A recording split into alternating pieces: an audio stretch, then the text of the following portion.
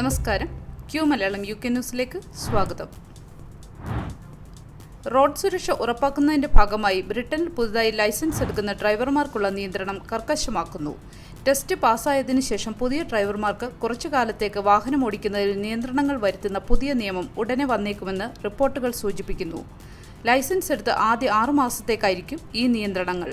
റോഡിലെ അപകടങ്ങളുടെയും മരണങ്ങളുടെയും എണ്ണം കുറയ്ക്കുന്നതിന് പുതിയ ഡ്രൈവിംഗ് ലൈസൻസ് മാറ്റങ്ങൾ കൊണ്ടുവരണമെന്ന് ഉന്നത എംപിമാരും സുരക്ഷാ സംഘടനകളും സർക്കാരിനോട് അഭ്യർത്ഥിക്കുന്നു.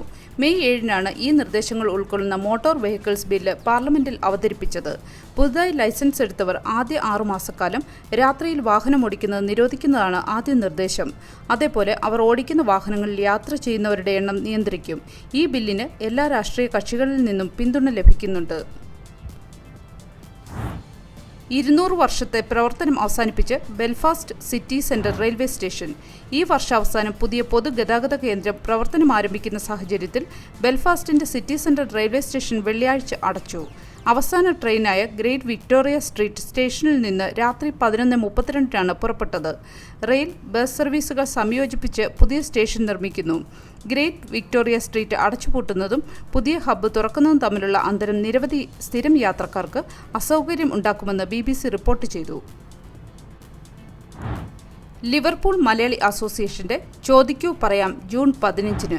UK-യിൽ ജീവിക്കുന്ന ഓരോരുത്തരും അറിഞ്ഞിരിക്കേണ്ട വിവിധ നിയമങ്ങളെപ്പറ്റിയും police, crime, punishment, hate crime, വിദ്യാഭ്യാസം, സ്കൂൾ, കോളേജ്, യൂണിവേഴ്സിറ്റി അഡ്മിഷൻ കാര്യങ്ങളെക്കുറിച്ചും UK-യിലെ ഡ്രൈവിംഗ്, റോഡ് നിയമങ്ങളെക്കുറിച്ചും DBS-നെക്കുറിച്ചും ടാക്സുകളെക്കുറിച്ചും മോർഗേജ്, വിവിധ ലോൺ, ടാക്സ് റിട്ടേൺ, തൊഴിലാളി യൂണിയൻ എന്നിവയെക്കുറിച്ചും ഈ രംഗത്തെ വിദഗ്ധർ ക്ലാസുകൾ എടുക്കുന്നു. ജൂൺ 15-ന് വിസ്റ്റൺ ടൗൺ ഹാളിൽ വെച്ചാണ് ഇത്തരം ഒരു വേറിട്ട പരിപാടി ലിവർപൂൾ അസോസിയേഷൻ നടത്തുന്നത്.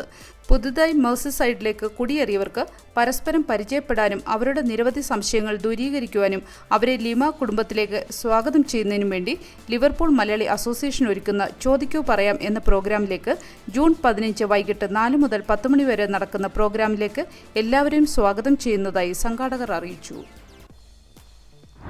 പ്രവാസികൾക്ക് വിദേശ ഫോൺ നമ്പർ ഉപയോഗിച്ച് ഇന്ത്യയിൽ UPI പേയ്മെന്റ് നടത്താം.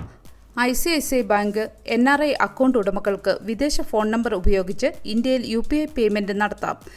ബാങ്കിന്റെ മൊബൈൽ ആപ്പ് മൊബൈൽ പേയിലൂടെ ഈ സേവനം ലഭിക്കും. നാഷണൽ പേയ്മെന്റ് കോർപ്പറേഷൻ പേയ്മെന്റ് ഗേറ്റ്വേയിലൂടെയാണ് ഈ സേവനം ലഭ്യമാക്കുന്നത്. UK അടക്കം 10 രാജ്യങ്ങളിൽ ഈ സൗകര്യം ലഭ്യമാണ്. ഇന്ത്യയിൽ QR കോഡ് സ്കാൻ ചെയ്ത് UPI പേയ്മെന്റ് നടത്താം. 10 രാജ്യങ്ങളിലുള്ള ഇന്ത്യക്കാർക്ക് അവരുടെ ഫോൺ നമ്പർ ഇന്ത്യൻ നമ്പറിലേക്ക് മാറാതെ തന്നെ UPI ഉപയോഗിക്കാമെന്ന് ICICI bank digital channel and partnership മേധാവി സിദ്ധാർത്ഥ് മിശ്ര പറഞ്ഞു. 40% പേർക്ക് വൈകല്യ ആനുകൂല്യങ്ങൾ നിഷേധിക്കപ്പെടുന്നതായി റിപ്പോർട്ടുകൾ. സെറിബ്രൽ പൾസി, മൾട്ടിപ്പിൾ സ്ക്ലീറോസിസ് എന്നിവ ഉൾപ്പെടെയുള്ള ആയിരക്കണക്കിന് ആളുകളുടെ വൈകല്യ ആനുകൂല്യത്തിനുള്ള അപേക്ഷകളിൽ ഇംഗ്ലണ്ടിലും വെയിൽസിലുമുള്ള 40%-ലധികം ആളുകൾക്ക് സർക്കാർ നിരസിക്കുന്നതായി വെളിപ്പെടുത്തലുകൾ. വൈകല്യ ആനുകൂല്യങ്ങൾക്കായുള്ള അപേക്ഷാ പ്രക്രിയയുടെ കർശനതയെക്കുറിച്ചുള്ള ആശങ്കകൾ ഈ റിപ്പോർട്ട് ഉയർത്തിക്കാട്ടുന്നു. ഒരു നല്ല ദിവസം ആശംസിച്ചുകൊണ്ട് ഈ വാർത്താ ബുള്ളറ്റിൻ പൂർണ്ണമാകുന്നു. ചാനൽ ലൈക്കും സബ്സ്ക്രൈബും ചെയ്ത് പ്രോത്സാഹിപ്പിക്കണം.